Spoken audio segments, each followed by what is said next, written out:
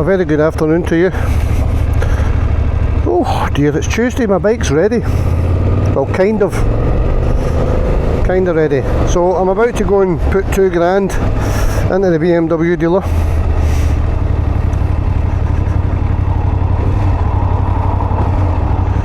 Right, this Vauxhall Corsa doesn't know what he's doing.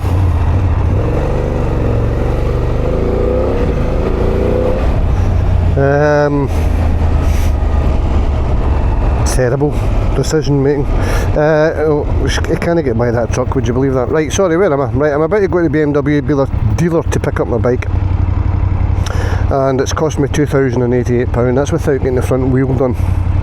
Now, what have I had done? Clutch, I've had the entire front brakes system stripped down and rebuilt, new pistons, all the calipers have been new pistons cleaned, new brake discs, pads, back pads in the back. There are 2 bearings been done in the rear pivot, they were shot to buggery. Full clutch system has been done, that's been contaminating the oil, so the oil was crappy in the bike, so that's had an oil change, new oil filter and all that as well. However, on inspection of the bike, discovered that there's an oil leak from the rear shocker. Woohoo! Now, BMW want £1,800 for the rear shock. It's active suspension system on the RT, it's all electronic suspension, and £815 for the front wheel, so that's £2,615. Oh, on top of the £2,088 I'm having to pay out today. However, I have managed to do a bit of wheeling and dealing with a guy, and I'm getting a rear shock off of a 2019 RT, one that's been accident damaged, and it's only been on the bike had only done 900 miles, and I'm getting that for 580 quid, and the mechanic's only going to charge me a couple £100 odds for fitting, and I'm getting the wheels taken off, sent away, getting sorted, and that's only going to cost about 100 to 150. So I'm looking potentially at what, 580, 670, about £850, say, including fitting, to get the wheel fixed and the full rear shocker replaced, as opposed to 2,600 odds. That's a £1,800 odd saving. I'm happy with that. So I'm away to Sweden this Saturday. So my bike's getting picked up on Saturday, and I'll be picking the bike back up from them on Monday the 20th, and it'll have a new shocker and the front wheel will be fixed, and it'll have, as I said, I'll have saved £1,800 odd or thereabouts. What a day, I am frazzled. So I'm still looking at a total spend of 2,930 odds, which is a lot of money, it really is, but it could have been £4,000 or more. Fucking motorbikes, eh? I mean, I could have went out and bought a 2-year-old Benelli TRK for that price. Wow. Anyway, the joys of owning a BMW.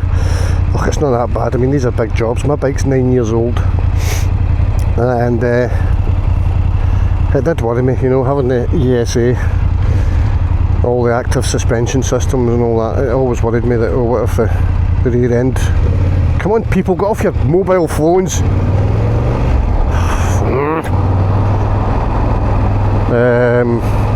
It was always a concern. Now that concern's a reality. It's getting sorted. At least I know it's done,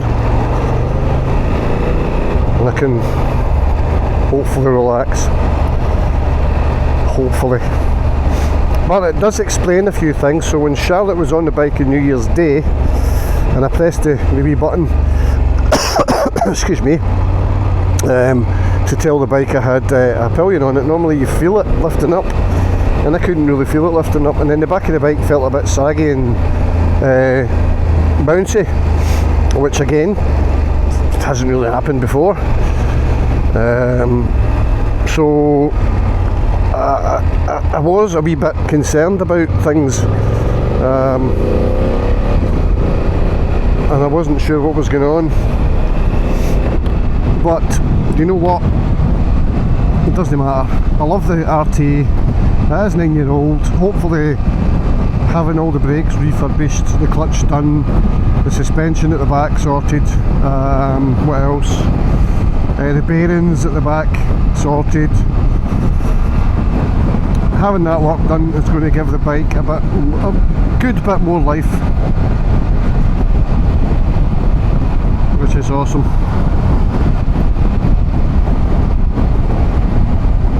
Can I hang on to the motorway for you?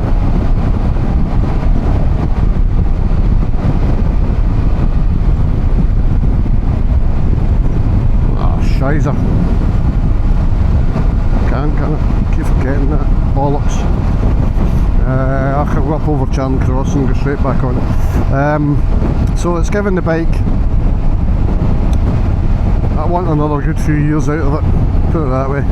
And having spent this kind of money on it, I will be keeping it for another good few years, because I ain't giving the bike, selling the bike to somebody else to get all the thousands and thousands. I'll never get that money back. In fact, so much so, if I keep the bike another few years and I can afford to buy a new bike without selling that, then I might just do that and keep it after spending all this bloody dough on it. Ugh, it is what it is. I'm not going to get too depressed about it. Anyway, so there you go, that's what's happening with the RT. This has been great. A lovely wee bike. It's very comfortable, it's very flickable, very manoeuvrable. It's great when I've been filtering, because I feel as if it's as skinny as buggery. Well, it is. I don't feel as if it is as skinny as buggery. And look, the quick shifter's incredible. It's super smooth. You can quick shift you can use your quick shifter from second into first. It auto blips. It's beautiful. It's really, really nice. I don't know if having the clutch done in my bike is going to make any difference to the quick shifter in mine. We shall see in probably about 20 minutes. I'll be back on to talk to you anyway when I'm on my way home and that, but this is great. It really is. I don't really have anything bad to say about it. The gears on it are lovely, they're smooth, the quick shifter's smooth, it's got plenty of power, it sounds good, it looks good, yeah, pretty much no negatives about this bike, none. It's comfortable. This one must be a low model, because normally when I get an adventure bike I can't bloody touch the ground, and I can touch the ground dead easy in this, so either I've got a low seat or it's a low suspension height or something, but I don't have particularly long legs, but excuse me, but I love it. It's really good. Oh dear, frog in my throat. I'm recovering from a cold, cough, whatever. Watch this quick shifter. Mega smooth, mega. No clunks, bangs, nothing. And again.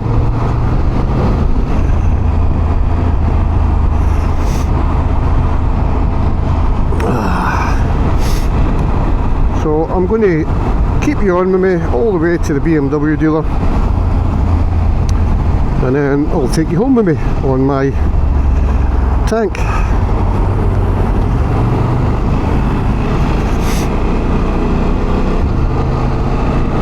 But yeah, I could quite easily, as an everyday bike, runabout, this would be real good fun. It'd be such a lightweight bike. I imagine in the summer this would just be amazing. And I think I'd have the confidence to take this off-road a bit as well.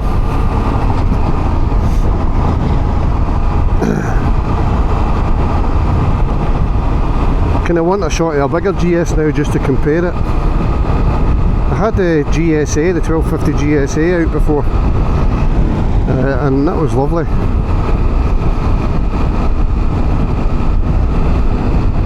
And I noticed this has got the racks for luggage, so it doesn't have all the ironwork around it, it's just got the kind of clips at the top like you get on the Ducati.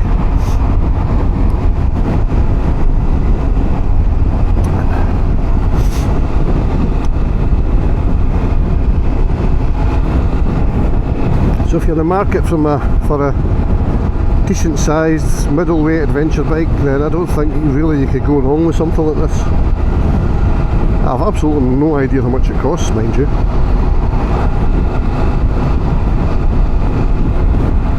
Wouldn't even know what it has, I'd guess.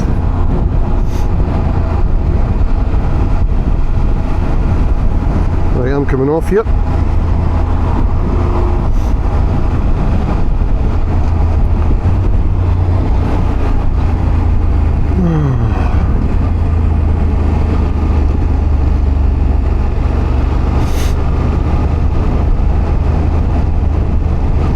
I'm literally going to be coming in, handing this back, getting the keys from one bike and heading back out, so it'll be good to do a comparison. I mean, you can't compare an RT and one of these, can you really? Not a bike like this. You could probably compare the RT with the 1250 or the GSA, perhaps, but they're pretty much the same engine, aren't they, the big ones?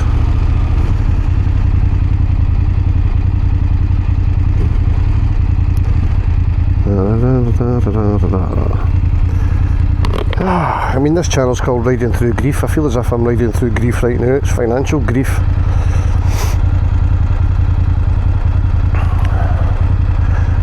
So there you go, my total repair bill. So what did I say, 2,088 I'm paying today, and I will need to pay another 850. That'll be a cash deal. I've already paid some of that, 580, so say another £300. So my total bill at the moment, I've already paid 580 out plus the 2,088, so that's 2,580, 2,668 pound I've paid out today, and then I've still got about 300 quid to pay when I come back from Sweden, and that's it all done. That's the wheel done, the clutch done, all the brakes refurbished and redone, and discs and everything, the bearings at the back of the bike done. What else was there? I can't remember. Just under £3,000. Ouch. Really? Ouch. I mean, that is an ouch, isn't it?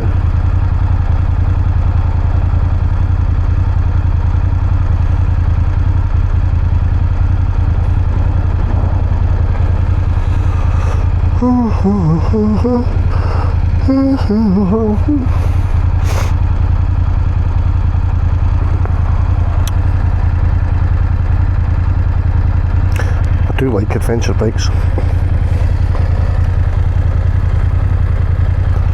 I like this position. I don't know, the handlebars are higher, I'm more upright than I am on my bike, my legs are less cramped than I am on my bike. The pegs in the RT are much higher than the pegs in the GS. Well, much higher, that's maybe a bit of an exaggeration, but they're definitely higher.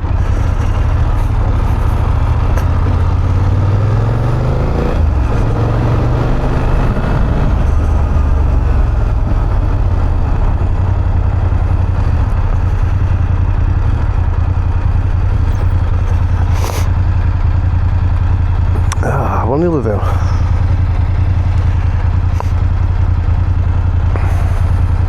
wonder if I can beat these cars around here. What do you think? Road a bit greasy for that.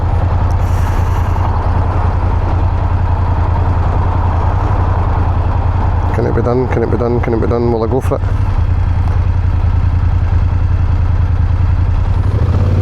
Yep.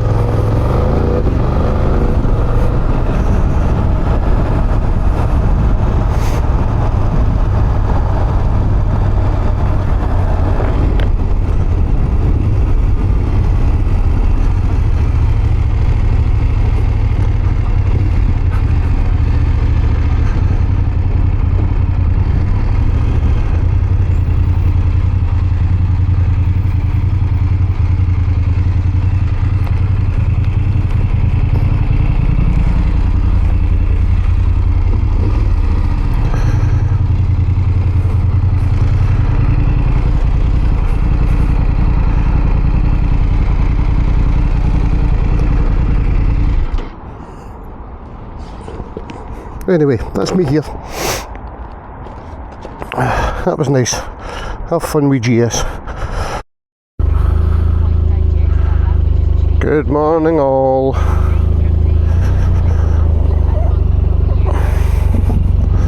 Made a wee video yesterday when I was taking back the little GS, and then I got into this, and then my camera ran out of battery, so I never got to finish it. So I thought I'll finish it this morning, but I really just wanted to say that, oh my goodness, this is like a new bike. There you go. It really is. The difference in it is incredible. It's not finished. I am, as you know, I'm going away on Sunday to Sweden, so the bike's getting picked up on Saturday and it's going away for a week. The front wheel's getting sent away to get the repair work done,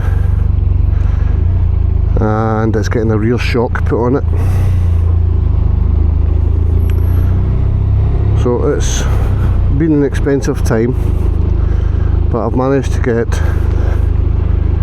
the rear shock for pennies in comparison to what BMW wanted for it.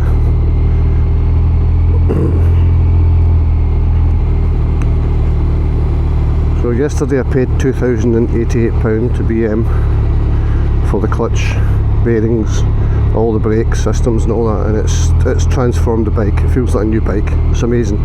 Even the quick shifter works better now. I did wonder if that would change how the quick shifter behaved, but yeah, it's much smoother now. When I put the bike into first gear, the bike's not clunking, it's not jerking forward, it's just smooth. So yeah, there's been yeah, it feels like a new bike, it really does. Anyway, finding out that the shock was leaking was a bit of an ache.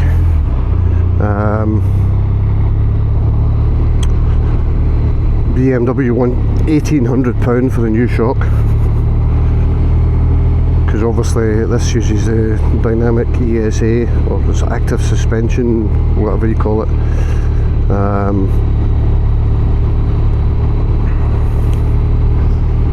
So, and they wanted £815 for a front wheel, but the mechanic that was working on my bike, I spoke to him independently. He knows people, and he was able to acquire a shock off a 2019 bike that had only done 900 miles before being in an accident, unfortunately. And I got that for £580, so I've paid that already. So far my costs are £2,000, what did I say, £650 or thereabouts. And then he's only going to charge me £50 an hour labour, so a couple of hours to get the shock done, and it's going to cost about 100 to 150 for the wheel, and that'll be the bike tip top. So I've paid most of that. I've only got the labour to pay for and the wheel to pay for, so another couple of £100 when I come back for Sweden and the bike's done, and it'll be like a new machine. I mean, it feels like a new machine just now. I can't overstress how much better the bike feels at this moment with the gears and the brakes. It's transformational. It really is. And we've got a queue again at the garage, smashing.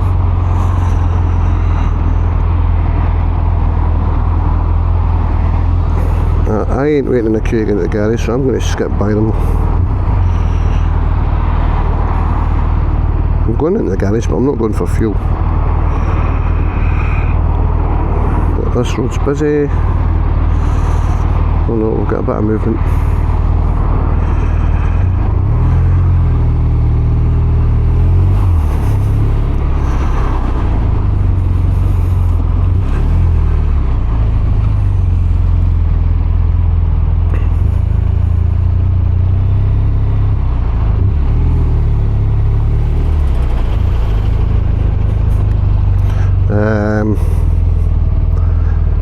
And you know what, riding that 74 plate GS yesterday, or the past couple of days. It was great, fantastic, but doesn't come close to this. Not even close. This is incredible. Even more so now that it's all feeling new. Right, I'll be back in a minute.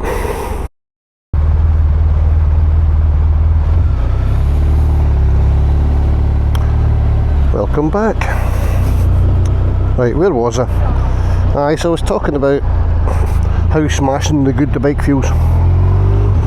How much better the quick shifter is. So the bottom line is as good as it felt running about in a brand new bike, this now feels just as new. The clutch, the brakes, everything feels just as good as that 74 plate bike did.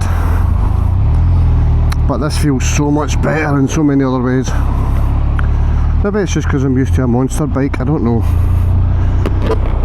But this is absolutely planted on the road. I mean, planted. It gives confidence. It's, I don't know, it's just, it feels like a luxury limousine in comparison. I suppose you'd expect that, but I mean, the nearest GS competition to this would be something like a top of the range GSA TE with all the toys on it. But I still love my RT. That's it in a nutshell. This bike is king for me. So disappointing having to spend a few bob, but it's a 2015 bike, so it's a few years old. I've had it a good few years, but I've done most of the miles on it. When I got it, it was not a lot on it. It's got an absolute full service history. Every job that's ever been done in this bike has been recorded in receipts, and it's all been BMW Motorrad. Well, 90% of it. The only time it doesn't generally go there is if it's getting tyres and things. There's a little bike garage in Paisley called Ride and Fit. They're brilliant.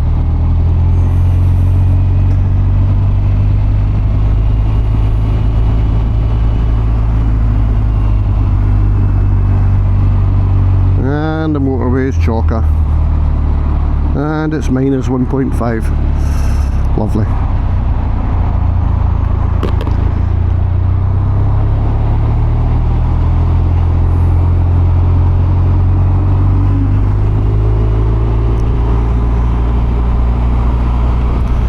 So there you go. I just wanted to come on and finish off what I started yesterday or last night.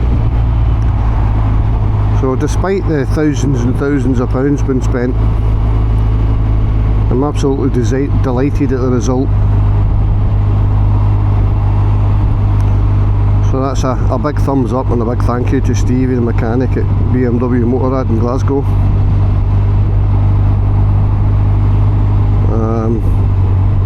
Who's been way more helpful than he knows. You know what, bugger this. Some filtering is required.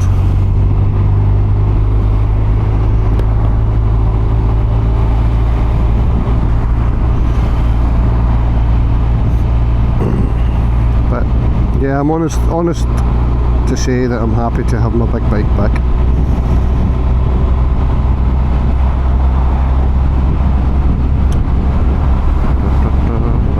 I'm going to be on Peaky Biker Live tonight, having a wee chat with Brian. 8 o'clock, which will be good.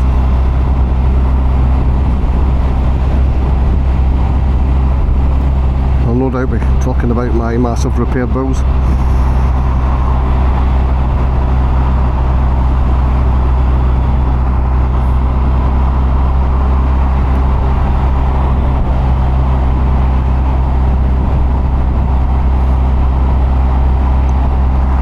Tell you what though, as good as that GS was, I miss the heated seat when it's this temperature.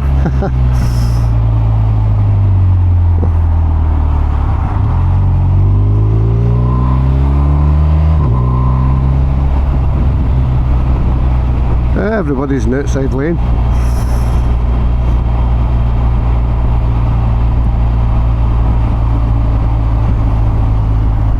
Right, I'm busy concentrating, so the conversation's crap, so I'm going to go and leave you in peace, and whatever you do this fine Wednesday, I hope you have a good day.